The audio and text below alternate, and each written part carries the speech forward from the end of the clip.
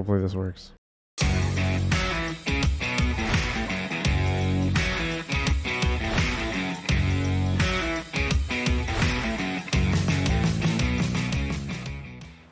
Welcome back to the Two Dudes That Game podcast. We're going ahead and getting started here. I don't know what we're talking about, James. I don't know what we're doing. What are we doing today? You got the agenda today. I don't know what we're doing. I will tell you what though. I've had today's my 2 years since I met my wife. We met 2 years ago today. Funny enough, it started out at a zoo. I was just starting to get into the Twitch game, and our good old friend Alexis Jordan was streaming a subathon, and everyone in her community was teasing me about going on this date because we'd met on a Facebook app. So I'm literally just waiting on Milena to show up at the Dallas Zoo in and Jordan's Twitch stream, just chatting with the whole community, and everyone's giving me shit. And then Milena showed up, and I was like, "Oh, she's here." And I'm still in the car, and everyone's like, "Oh, what does she look like?" And I go, "This date's probably not going to be very long. She's way too hot for me." But here I am 2 years later. So today, she got me this really cool gift that I thought you would appreciate, and I'm super excited about it. It's got to get resized because it's a little bit too big, so we're going to send it back. But my wedding ring is I'm obviously not used to wearing a ton of rings, so it's pretty solid. It's like titanium or whatever. And it kind of bothers me a lot. So she bought me one of those elastic band rings. The one that everybody switches to? Yeah. But this is how cool she is. Yeah, the Star Wars. Yeah, she bought me the Star Wars one. That's pretty cool, yeah. That's the I love you, I know language on it. So yeah, I've seen that one. I have a couple of them, but as you can see, I never have them on. So I'm pretty pumped. Well, so mine end up now taken by my daughter. So like regardless if I have it on, she's gonna end up taking it and wearing it and playing with it or yeah, and it's just lost. So I've stopped buying them because like every 15 minutes she takes it off my finger and that's funny. It's rolling down the floor. The dog's trying to chew it. Like who knows where they're gonna end up. So if we go out and stuff, like I'll wear my actual one, but I've given up on that since and even my wife like doesn't have hers on anymore because my daughter just immediately tries to take them off your hand. It's just like it's not worth it right now. Let her get past that stage. Yeah, she just wants to wear them, and she wears them on her thumb. Like my wife, she can like put close to her thumb and like it'll somewhat stay on. Like mine, there's no chance. Yeah, I think mine could fit around her wrist almost. So that was my surprise today from her. So I'm super pumped to wear those this are a lot. cool. Like to me, it's really really cool. Like she always knows how to find. So I liked those a lot too. Because when my wife and I first got married, I worked on a lot of cars and stuff. And like I was always afraid of like it bending or something. And I know the titanium one like cracks, but I didn't have a titanium one at first. I mean, I was so worried about it, and stuff. It does scratch up so much. And then I was like, so when I got that one, I was like, okay, I'm less worried about. The only thing I'm worried about that one is like it melting, but I can get it off real quick. Yeah, exactly. I was so paranoid of just something happening to it because I had a friend who was a diesel mechanic that learned that the hard way. Had to go to the hospital and get it cut off. His finger, but they were able to actually get one of the blades underneath, so he didn't have to take his finger off because it got squished. Yeah, it was a gold one. There's not much you can do when that happens. All right, so another thing I want to bring up that is a part of our day today, and we've briefly mentioned kind of the field that you're in, a little bit of kind of IT side of thing, right? So tonight, this probably isn't in your wheelhouse. You probably didn't even know this was happening. Big event on Netflix tonight, live event. It's their second live event ever. Milena, my wife, been kind of looking forward to this all weekend. Love is Blind season finale reunion. They decided to do live, and they broke Netflix because they didn't it didn't work. So after almost 2 hours, they just gave up and said they would do the live with the live audience there, and they'll upload the recording of it later. The Twitter and the internet show you're talking about. It's a reality. It's a reality dating show, but just it's so like the amount of memes on Twitter tonight were just comical. Hulu jumped in. Obviously, their social media team was like put a little GIF of Kerry Washington going, And then Blockbuster chimed in and said, "You know when you used to like us? When you got your movies from us, they were ready to go on time when you got home." Yeah, I mean, just the people thing they gotta roasting realize them. is live streaming is a different beast when it comes to, you know, capacity and what they have to plan for. So I might, you know, if I had to guess, it was just a capacity overload, yeah. planning, and they just couldn't handle the traffic. But you also got to realize that there's on certain, you know, you're talking about Sunday night, Saturday night, Friday night, most internet traffic's going through Netflix. Yeah. It's not a little amount of traffic that's happening here. So handling that and then handling it on the live stream issue, it's, you know, it was funny. yeah, it's just super interesting. I mean, I'd be interested to hear what they like come up with as like root cause, or if they'll actually let you know like what. I mean, they happened. were just saying it was. I mean, they admitted that it's just overwhelming traffic. They just, yeah, but there's a lot of different kinds of overwhelming yeah. You traffic probably can understand get. the Like, language, right? but my question is, like, did someone like attack them? Did someone try to DDoS it at the same time? Like, does this show have people that really hate the show No, I don't that think started so. sending bots at it, or No, I don't. I mean, Twitter was it was the number one trending thing on Twitter, so it was just interesting to I don't read even all know the what stuff. the show is, so I'm Just glad you're up to date on reality dating show. Love is Blind. I feel like one of my buddy Justin, he's a like longtime high school, you know, best friend forever. I want to say that was the show. So one day he came over to my house and I was like, I got to put the kids to bed. Like, you know, we were just gonna hang out after I got the kids to bed, and he was like, okay, I'm just gonna watch some TV. I think I came down and he was watching that show because it's a Netflix. So I mean, that's the thing. Is normally the whole thing is recorded, and they used to drop the entire thing. You know, new season of Love is Blind is out. Boom, all 15 episodes. You can watch everything, right? Like Netflix does. This season, which is season 4, I think, they decided to release them in segments, like 3 episodes here, then they'd wait a week or so, then release 3 more episodes. So then they hyped up this, we're going to go live, and everyone was just roasting them like, we don't have Netflix to watch live. We have Netflix to watch it when we can. So today was the day it was supposed to be out, so it should have been out today. Like, so I could watch it at my leisure. And now I'm over here wasting 2 to 3 hours of my life that was only supposed to be an hour, waiting on you to do something. Then here's the best part, Ender. So when they decided to just go ahead with the live recording, people started posting on Twitter that they were watching it, but they were just going to record it and upload it later. So what they decided not to do, and everyone thought people were trolling. Well, then they realized that people were like, oh, I'm not trolling, I'll prove it to you. So instead of, you would think at this point you would just kill the live streaming feed, right? And record it there, live audience, and then upload it like you said you were going to do. No, they just left the link on, so for those who could got in, and then it was being live streamed on TikTok by so many people. Yeah, it doesn't surprise me. I mean, it's kind of like, could you like? But like, at that point, what's the point of shutting down the link? Like, if people can go ahead and do it, they might as well. Like, the link's there. Some people are going to get through, some aren't. But it says I see their tweet here at 9:29. From Netflix to everyone who stayed up late. Yeah, everyone who stayed up late, woke up early, gave up their Sunday afternoon. We are incredibly sorry that the Love is Blind live reunion did not turn out as we had planned. Obviously didn't turn out at all. We're filming it now and we'll have it on Netflix as soon as humanly possible. Again, thank you. And it's ... I guess there was more in the next tweet, but I don't have that. No, the other thing that I love, I was looking up articles, and of course one of the articles was asking the show creator of Love is Blind, why are you deciding to do the season? Like, why a live episode? Like, what's the point? And he says, I don't know, it seemed like, he goes, it's not my idea. I didn't think of it. He goes, it was Netflix's idea, which I think is pretty cool. But I bet you that show creator was like, woo, they got to do that interview 2 days ago. I think you also have to end up looking at, so my guess here is if they're looking at doing something like this as a live stream, that I'm assuming it's their show.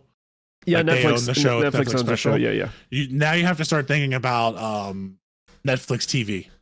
Well, because Hulu, they here's the thing is a couple all weeks the other ago, things that they're not involved in, and live streaming sports and in general, live streaming in general, not necessarily like their television shows, but think about all of the TV programming that they don't get because of. Could you imagine Sunday Night Football live streaming that did not work? Oh yeah, it would be horrible. But I'm just saying, like Hulu has, like I have Hulu TV. Yeah, works fine. But I would drop Hulu TV tomorrow and take Netflix over that. Just quality of product. Obviously, they don't know the streaming game yet, but I trust them better. But Hulu is ESPN. Yeah, but I mean, it's still like okay. So you have the contract for 5 years, and then it flips out. Like it's a contract. Who knows who has what channel? Like I can have Disney different streaming services. Disney owns Hulu, so but I see what you're saying. Like, who is streaming on ESPN could be just ESPN. Yeah, stuff, right? It doesn't matter. Like I can still get to ESPN from my local cable provider. It's not like I have to have their specific thing. So Netflix could come in and take everything else.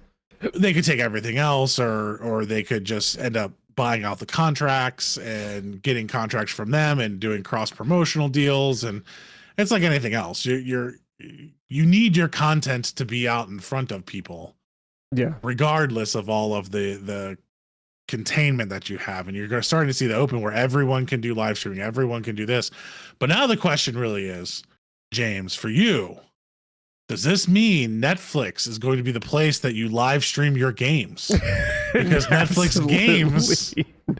But think about it. I was thinking about this today. Like you could bring this back to the video game world. Netflix runs on AWS. Yeah, which is what Twitch runs on. So like the underlying architecture would be relatively close to the same that they're going to try to utilize there. Now it didn't work; it crashed. So obviously they're going to have some engineers. Their first live event was the Chris Rock comedy show a couple weeks ago, and that also got delayed by an hour for technical difficulties. Yeah. So they clearly. I mean, obviously, I don't know the IT side of the world, so I don't know how complicated it is to fix. Like Chris Rock could have been like, "I'm not going on stage," and they're just going to be until now. Like, who knows? Yeah, I doubt that happened, but still, it doesn't really matter. But I just think it's funny to keep going with the Netflix and the gaming, trying to do live streaming. Like, the platforms are the same. I don't know. Does Netflix or does Amazon buy Netflix, and now Netflix is where you game and stream and have all of that stuff as well? Twitch on Netflix. Twitch.netflix.tv.com/2dudesagame. There you go. Who knows? All right. Well, those are some random topics. I didn't think we were going to be talking about the Love is Blind. Well, that's my. I didn't think I was going to learn what the Love is Blind is. Anyway, I see it's Nick Lachey. Yeah, Nick and Vanessa hosted, but basically, here's the whole concept. Ender, they put all these. So Nick's not doing. I know he doesn't have the. What show was he doing? The singing show that he had, like the acapella show. No, I don't. Well, that's what Pentatonics came out of that show. Yeah, but I don't know if that still goes on or who knows. No, it doesn't. But I'm like, I didn't know where he went, and now I see. Yeah, he's been doing this. Yeah, he's been because his wife was the E lady after Brooke Burke left. Yeah, and she did all the E shows with him. Okay. So basically, the whole concept, I can break it down to you real easy. They spend the first 4 episodes. These you don't need to break any of this down because I don't care. Well, they go into these pods, and this is weird, and they just can't see the other person. I don't care. I want to tell you. I don't want to know about it. My life is not going to get better. It could get knowing better. About this. We have just lost any listener or subscriber we've ever had to this show. And we have all gotten dumber for your need to tell us about. We may have gained a different audience who will leave us as soon as we start talking about video games. I quit. I'm out. It's that dude that games. That's what this show is now. I'm done. I'm sorry. I don't care about these shows. Well, you had homework over the weekend and you failed. Okay. Hey, I had. You watched something else. I felt like I had 17 soccer games to go to. But what did you go to the movies and see? I didn't go to didn't go to any movies. Okay. No, I was gonna go to see Dungeons and Dragons. Because I want to take my kids to Mario, and I know that's the next topic that you had was Mario. Well, we won't talk about specifically the movie, but I we'll talk about the movie once I go because I do want to take my kids to that movie. Yeah. We just have not lined up a weeknight that we could do it with how much sports we have going on right now. And my daughter is ramping up for her dance recital, so they've got 2 practices a week now. So it's like every day. And my kids, if they don't get their like 9 hours of sleep, they are the worst things in the world the next day. So like I refuse to keep them up late just to go see a movie. Like I'll do it on the weekend. So I'm hoping to be able to go either Friday night or Saturday night this coming weekend, and then we can talk about it next episode. Well, we will talk about one thing from it. Yeah. Just because I want your take on it. Today or yesterday, it officially became the #1 video game adaptation movie of all time, doing over $500 million so far. So my question to you, Ender, without even seeing the movie yet, going into this, are you surprised that Mario was able to do that, or was this something you would expect? I mean, isn't the previous record holder, wasn't it like Warcraft? I believe it was Warcraft. Thought it was Sonic. No. But before Sonic was Warcraft. No, I don't think Sonic ever passed Warcraft. At least opening weekend, but I don't know about overall. I think the combination between the two of them passed Warcraft, but I don't think it did overall. Let's Google this right now. Top video game movie box office. Yeah, but anyway, for it being a Mario, no, I think people have been waiting for like. So it's funny because my kids still watch the Mario cartoon. Oh, it is. You are correct. Super Mario. Yeah, I think opening day. I think opening day Sonic got it, like passed it for the opening weekend, but I don't think it did overall.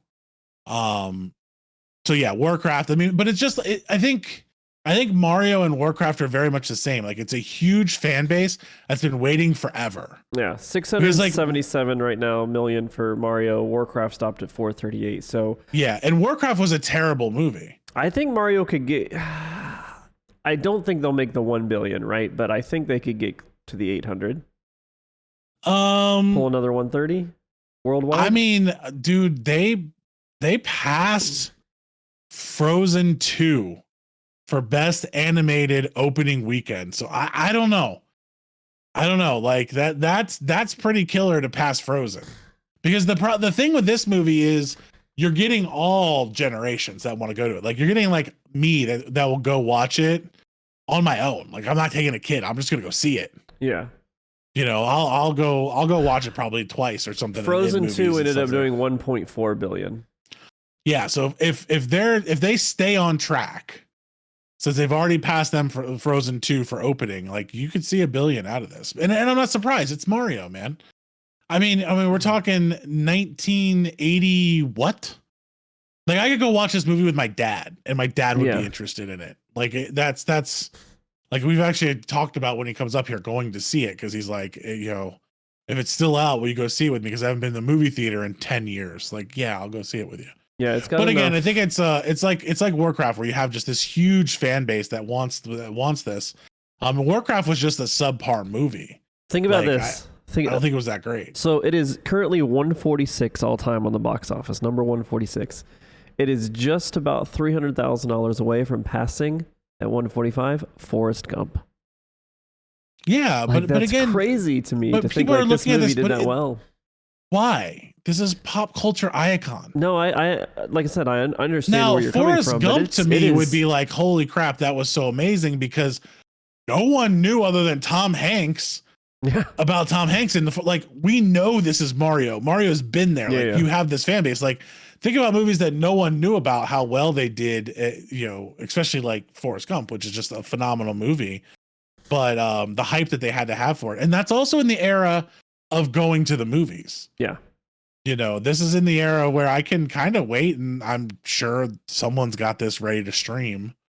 And that'll be the interesting thing, like how much money, and I don't know if you can actually get like a total on that, but how much money does it make from streaming rights once it does get to a streaming platform, or what does the streaming platform have to pay in order to get this onto it? Like that's going to be insane. The Mario Brothers movies, HBO. It's HBO. Yeah, but again, right? How many people are Warner Brothers that made it? No, who? I have no idea, but whoever has it, and someone has it already, but they're just going to blow up. And this has infinite possibilities. Like, it's Mario, man. You can just continue this story wherever you want to go. And I was just going to say earlier, my Universal, my kids so and I guess it could go anywhere. Yeah, my kids and I are watching actually the Super Mario 3 cartoon, like the 1980 Oh, cartoon that's series right amazing. now. Yeah. It's so amazing. And then that's on Peacock, I think. So NBC. You can watch that because they have all of the old oh, whatchamacallit. Is it Paramount? No, I think it's either Peacock or Paramount, which have the rights to all the old Nickelodeon shows. Gotcha. Because we were watching like Legends of the Hidden Temple and Guts and all that kind of stuff that I grew up on as a kid. Still as bad as they were then, but still. But to answer your question, no, I'm not surprised that it passed it. I honestly didn't. Warcraft was Warcraft was a subpar movie. I don't know. People have said this has been a really good movie. I haven't seen it, so I'll leave my judgment until then. But Warcraft I'm still waiting for their next one to come out because I'm like, you guys have to make up for this blunder that you had in the Warcraft movie. Yeah, I did not watch that because I didn't play the game, so I figured I wouldn't really understand what was going on. You didn't need to watch the don't game. Like need to they know took the you through game. the story. The thing about like World of Warcraft in movies is they have like 50 or 60 books at this point that you can just follow the story on. Like they've got the stories written and they're fantastic stories, but they're hard to, recreate because like anything, are these stories better told as TV series such as The Last of Us Mhm. than a movie? I think Mario plays to a movie, whereas The Last of Us plays towards a TV show. I agree with you. 100%. So like that's where I think video games are a little bit different because you're trying to pack so much into 2.5 hours. Yeah. When you need that long period of time. So like how much money did The Last of Us pull in over that course of time now that it's a TV show? Now that's also a different audience. It's an MA audience. You're not going to get kids and family and all of that stuff to be able to go see it. So different type of movie. Warcraft came out as a PG-13 movie. So that's kind of why I think the movie sucked, honestly, because you're talking about a video game that's based around barbarics, killing each other, that you had to be a little careful on what you did with it. Whereas The Last of Us was able to do what they wanted to do. Yeah. So here, I want to jump into this and continue this, but a little bit. How did Pokemon do? Like, did that even hit the list? It is, or Pikachu, the Pikachu movie? Yeah, the Detective Pikachu. So it is obviously past that, and I think that's like fourth or fifth. Fifth? Okay. I know where it landed. Pikachu. We just watched it with my kids. That's why I wasn't talking about it. Yeah. So, Detective Pikachu finished at 420. It was only about 8 million shy of Warcraft. All said and done. So it hit 429. So Warcraft since we are talking about 438. movies, I just thought I'd throw this out there. And we're talking about like how well they did. The relaunch of Lord of the Rings: Return of the King in theaters made $1.1 million in the US. And it only had like 2 time showings at each theater that it was at, which was super impressive. Yeah, I'm with you on that, on relaunching things, because in August or September, they're relaunching for the 40th. Was it 40? God, it's 40 years, I think. Return of the Jedi. Yeah, so I think those are kind of cool. So I'm glad I'm that went well. Fantastic movie. Wish I had, was able to go see it when it was out, but 1.1 million out of the relaunch it's crazy. Yeah, not small. And considering that's how old now? Yeah. I mean, shit, I saw that in high school. So it'd be interesting to see what something like Return of the Jedi pulls in. I'm curious to see there. Yeah, and that's got, just the fan base like crazy. Yeah, exactly. Behind it. All right, so 9 movies. Screen Rant goes on and lists 9 movies most likely to appear after this. Yeah, because after Super Mario Brothers, with the success of it. This one, I know that you've seen some Mario Brothers trailers, so the first one they say is the Donkey Kong movie. Oh, so, I'm all in on that. I will be there opening night for Donkey Kong. But it would be that, obviously, the character and the voice actor and everything from Was that Seth Rogen? I think plays him. Yeah, From the Mario, so you're getting a spin-off there. Yeah, so, I mean, Donkey Kong, I think is an easy. To you, is that a most likely if they expand this world? An easy dunk. I don't know how them? you can't, because Donkey Kong came before Mario. Like Mario supported, like it was the Donkey Kong game with Mario in it. Yeah. Like Donkey Kong was before Mario, so you kind of have to at least give him his shot. Yeah. So like I'm in it there because I still think Donkey Kong games themselves were ahead of their time. Correct. Yeah, I agree with you. It was just amazing. And there's so like the Tropical Breeze one, that's such a damn hard game. Like, holy crap, that's a difficult game. And I just remember playing it on. That was on the Switch. Tropical Breeze is the newest one. Oh, gotcha. Yeah, it's such a hard game, and my kids love it, so I have to play it all the time now. And then I just remember going back to the Donkey Kong Country and the stupid trying to get all of the freaking letters and figuring out which way to shoot the cannons and all that kind of stuff. Like it was just such a fun game. Like I love those games. This is see if I can pull it up screen. here. There it is. There you go. Tropical Freeze. Yeah. Yeah, it's solid. Yeah, this is it's a fun game, but man, it's hard because you have Donkey Kong, and then you have Diddy Kong, and then you have Gramps, and you have to be certain characters to be able to get to all of the stuff you're trying to pick up. Gotcha. So they all have their own superpowers. Like Diddy can help DK fly higher, and you can switch it between them, and it's a good 2-player game because you can switch back and forth. But right there, you have the female one. I don't know what her name is. So expanding the Donkey Kong universe a little bit there. Well, I mean, they're not really. They've been around they've been around for a while, but this has all of them in it from all the games. But yeah, I really do enjoy this game. It's so colorful and it's beautifully made. Yeah, that's what I liked about the Donkey Kong games back in the day too. Is they always had more pop and more color to them than some of the other things. Yeah, and it felt like sometimes when Mario got super colorful, a lot of things felt forced, but nothing with the Donkey Kong when it was colorful, it felt because I also think Donkey Kong, like the only other game that I felt had the same like color scheme, and maybe it was the same people working on it, I don't know, but was the Lion King games.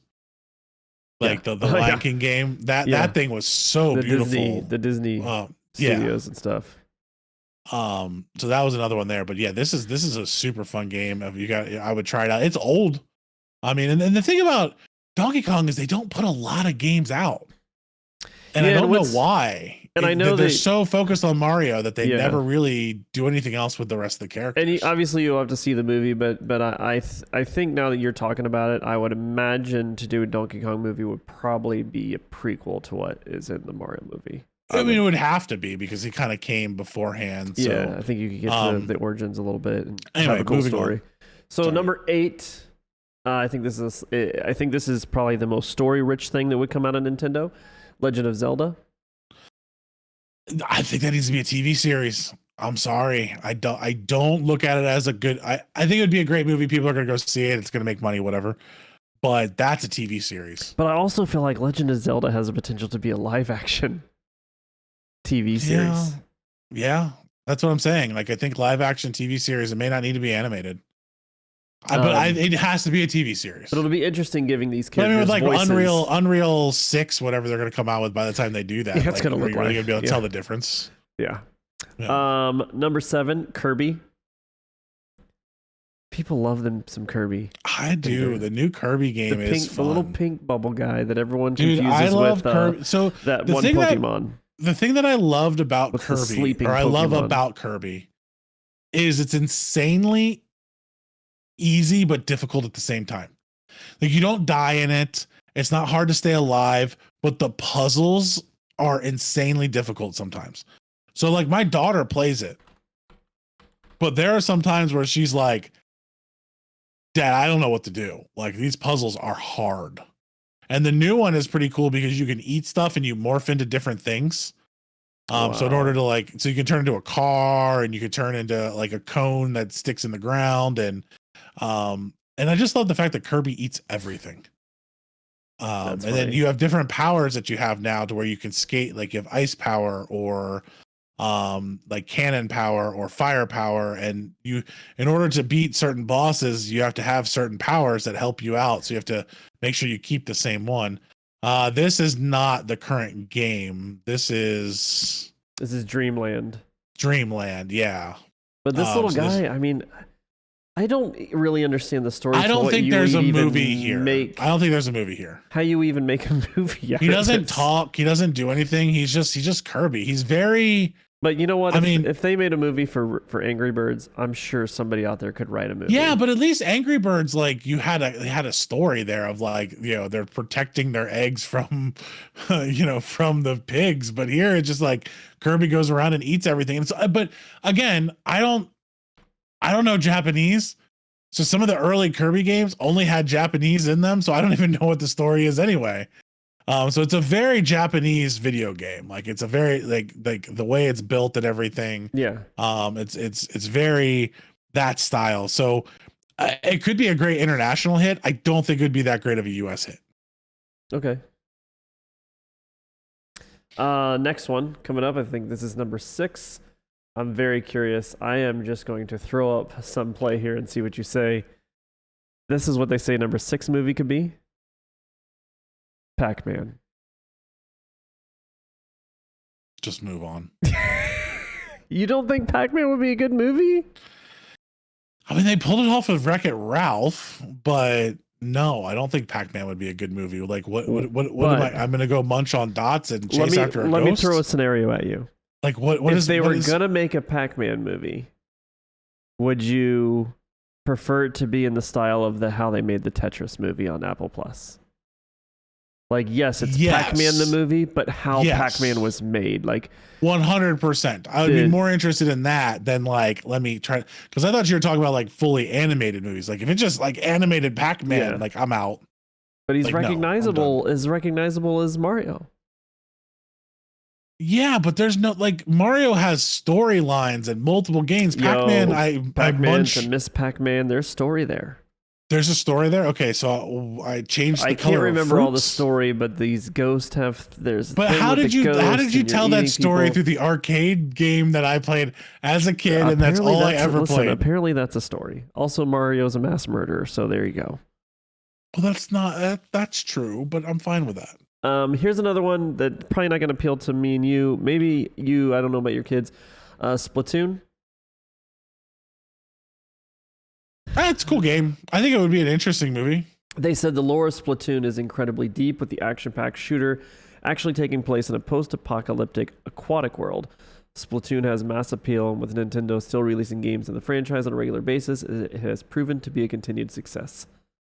Yeah, I mean, I've played the demo. Like that's as far. It doesn't really appeal to me, but it is a popular game. I'll give them that. It is a super popular game, and it looks fun as hell. Like I'm not downplaying the game at all. Yeah. The gameplay looks amazingly fun.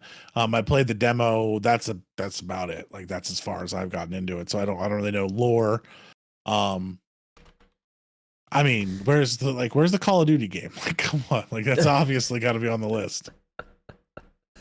Well, these you're not going to see Call of Duty. So no, the next one, and this swept the nation here during COVID. It was perfect timing for Nintendo. Don't really care about Animal Crossing. I think it'd be a stupid movie, good movie, but it would. Or do you have to make it strictly a kids movie? I think it's a kids movie at the end of the day that parents will enjoy. I think it's one of those ones where you could do like kids movie, but you have the parent kind of jokes in it. Yeah, that parents would get. You know, kind of like a Shrek kind of deal. Mm-hmm. You know, but. I played a total of like 40 minutes and was like, I'm done. Oh, I'm sorry. This is coming from someone that plays Farming Simulator. I put way too many hours into this on the Switch. I just like, again, but for me now, graphics mean so much. But this has got that Nintendo graphics. But I don't like the Nintendo graphics. Like at the end of the day, I struggle with that. The Mii-ish when they went to the Wii and they put all the Mii designs and stuff like that. Like I just don't like that graphic style. Gotcha. Just not me. So the next one, I'm totally down for the next one, and I would be shocked if you weren't into this one as well. But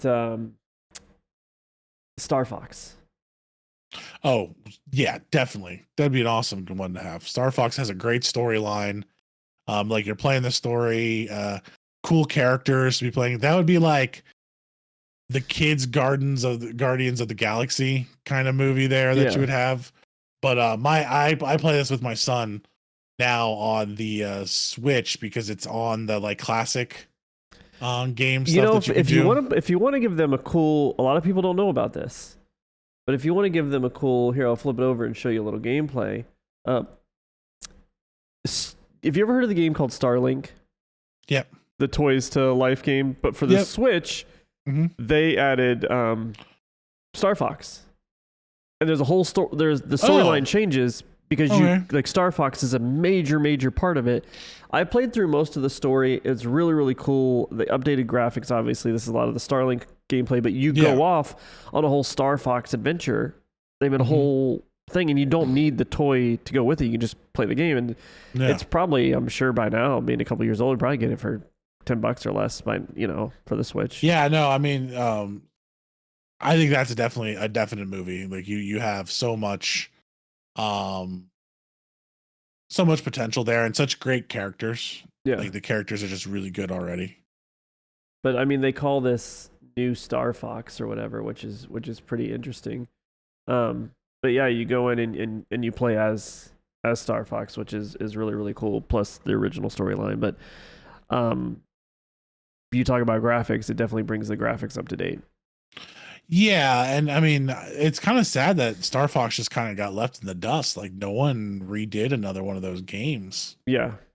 And it was a fantastic game, and it was really one of the first flight shooters that I ever really played that was good. Like that you felt like you were flying, and I remember just the being able to do the barrel rolls to the sides and flying up. Like it was really fun. You could attack the ground and attack the sky, and you had to go back. You didn't have that in a lot of games. Either you were shooting at the ground or you're shooting at things in the sky. You didn't have both. Yeah. That was one of the first ones that really pulled both of them together, and then also have your team supporting you. So you had this support cast that was going. I can't remember all their names, but you had the frog and the pig and all the different ones that were flying with you. Yeah, they're in that Starlink game too. The whole crew is there, so it is super cool. It's really nostalgic at first. Moving on, number 2, Mega Man, because these are all Nintendo franchise, obviously. So Mega Man, they're saying, could be a great movie. Yeah, I was never into Mega Man, but I think honestly, just the futuristic side of it, just updating all of it would look amazing. Like the visuals would be insane. So you're on board with Mega Man? Yeah, I mean, I wouldn't be surprised to see it. But I would I don't know much about the series in general because I never really got into Mega Man. I know my brother-in-law was really into Mega Man, so he'd be super excited. Yeah. And for that. But I can just think of like the futuristic nature of the game. Like if you think of today's, graphics and everything that you would have to put that into a game, it would look phenomenal. Yeah, I'm with you on that. I think, and then it could also be a live action. Like you still have the ability to do it that way too. Number 1, I think this is a no-brainer. I'll be honest, I'm kind of shocked it isn't already out by now. But the number 1 most likely movie from Nintendo, Detective Pikachu number 2. And I think that's just a no-brainer. Bringing Ryan Reynolds back as Pikachu's voice and all that is an easy move for Nintendo. Yeah, I do understand. I can see why it's not out yet. I don't think anybody wanted to compete with Mario. Yeah. At that time. So like, I think you got to time that well. So, and then also you got some big stars that you have to get. Like Ryan Reynolds is not an easy person to get a hold of these days. To do your voice, and voice acting is a little different though, because you can kind of do that anywhere you want. But he just bought that football team in Europe, just randomly purchased one, like tier 3 football team, Wrexham and stuff like that. So some of those guys would be hard to get into, but I thought it was a good movie. I watched it with my kids. Yeah, I liked it. I enjoyed it. I really do like seeing like the difference Pokemons and their interpretation in like this live action look. Yeah. So that's kind of cool. My favorite. It did make me re-download Pokemon Go on my phone. My favorite thing about this entire movie is I watched an interview with Ryan Reynolds, and they were asking him about getting the role and becoming Pikachu, and he said that he loved Pikachu and he was super excited about doing the role. And what's his wife's name? Blake Lively. He says he hears from his agent that he can go in and audition for this role. So he says he spends an entire weekend coming up with all these different voices for Pikachu. Yeah, but he uses his regular voice. So she's all excited for him, but she's like, I don't know if they'll like it. So he comes in and he's like, guys, I'm so excited. Like, I have all these voices for you. And he says he starts to in the audition room and he gives a few and they're just kind of looking at him funny. And they're like, Ryan, honestly, we're just kind of hoping that you would be you. And he was like, he said he never felt so disappointed to get a role in his life because he was so excited to do like actual like change his voice, a little bit of voice acting. And they literally just wanted, I mean, let's be honest, they wanted Ryan Reynolds as Deadpool to be Pikachu without language. Yeah, I mean, it's really what he is. It's really what you wanted, and that sassy attitude and it's everything that Ryan Reynolds brings. And Ryan Reynolds is one of the few actors out there, and I think that I don't think I ever play a character. So I think that's why he was so upset. I get to play a character because you just want Ryan Reynolds. Yeah, like you don't want the character. It's funny because Mario obviously got a lot of hate with Chris Pratt not having this accent, but when the Ryan Reynolds voice no one was like, that's not what I expected Pikachu to sound like. Yeah, because everyone heard Ryan Reynolds and they're like, oh, it's Ryan Reynolds. This is amazing. It's not Chris Pratt. Yeah. Like, so I'm still pissed at Chris Pratt for ruining Jurassic Park. Okay, like at the end of the day, he took a childhood favorite and destroyed the series. How did he destroy it? It doesn't matter. He's the character that's this wrangler that's out there getting them velociraptors. The first one was good. They went downhill really quickly. I'm just saying. In my mind, he destroyed a classic. And and the other side to it, I love him in Guardians of the Galaxy. Gardens of the Galaxy. I keep saying gardens. Ninja Gaiden is on. Why isn't Ninja Gaiden on this list? Coming from Ender 2025. Yeah. On Creative 2.0 on Fortnite, Gardens of the Galaxy. Dude, that'd be fucking awesome. I'd totally play that game. Survival game. Can you keep the garden alive? My wife would fail. But Gardens of the Galaxy. But my family would fail epically if it was keeping plants alive in your house. If that was the game, we're done. So that's it. That's it from me, Ender, as far as any kind of news we had going on this week. Not a lot. You did play Call of Duty. Yeah, I know we've kind of shied from that, but season 3 had come out, and some of the guys that we play with, I think they're playing now. Yeah. Wanted to play, and I was like, let's give season 3 a try. They did up the movement speed, but again, I get online. I go to play. I want to try it out. And what's not there? Solo Battle Royale.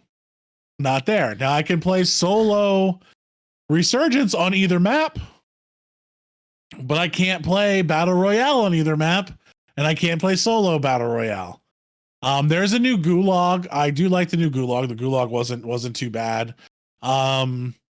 There's a couple of new weapons. One really nice battle rifle. It's a bullpup battle rifle that I think the guy just pulled out in the video right there. Mm-hmm. Which is really nice. I used it in multiplayer. Like it felt really good. They did speed up the movement speed, but here's the redeploy balloons are back and all the other bullshit. They're just turning it back into the game that it was before. And this is actually, it's kind of interesting because I don't want to get too far into this because I want to kind of let more of the news come out about it, but there's a lot of things that we're forgetting here is that we're about to get a brand new game. Like they were talking about the strategy. It's NBA playoffs. Usually by NBA finals is when you start seeing the trailer. Well, they already have dates out in October for the betas and things. but it's not for content. Like if we remember, they came out and they're like, "Oh no, we're keeping this. We're just going to roll out a bunch of different content. You're not going to get a new game." All that got scrapped. It's a brand new game. So now the question is, you're going to have the same issue they had before.